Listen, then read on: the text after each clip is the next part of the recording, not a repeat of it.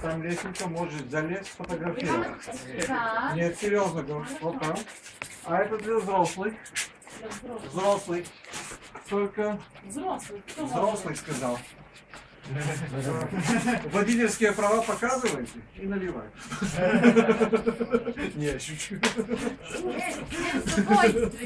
Дети, а если кто хочет в туалет, наверху в правую сторону. А уже сходили на горе. Ничего. Так, это у нас магический бочонок. Счастье будет нам. С одной стороны Мужчины. ракия болгарская, самогон домашний, с другой домашнее вино. Це типу крутиш і вгадуєш, Да. хто. Если не знаете, что хотите, я вот там закручу, где остановится. Ну так, кто первый? Доброволите? Мужчина. Вино. Вино.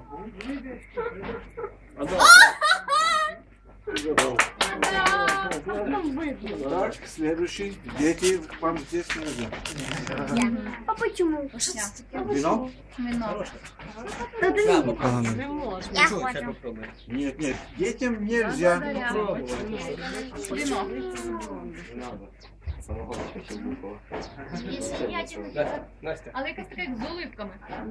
Ні? Вот так, для вас вино. Самогон надо, сало, хліб. А як це робиться? Вино? Конечно, вино. Вино. Тут кран делается. Это болгарское вино, домашнее? Да, домашнее вино.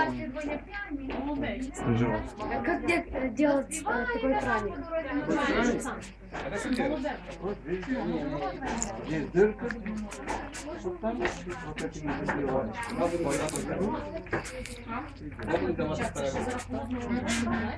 А в дорозі вітер, ну, Так. вдома вітер, не А, Дома Где- навіть через мороз немає. Здесь мы остановимся минут где-то 10. Можете отдохнуть.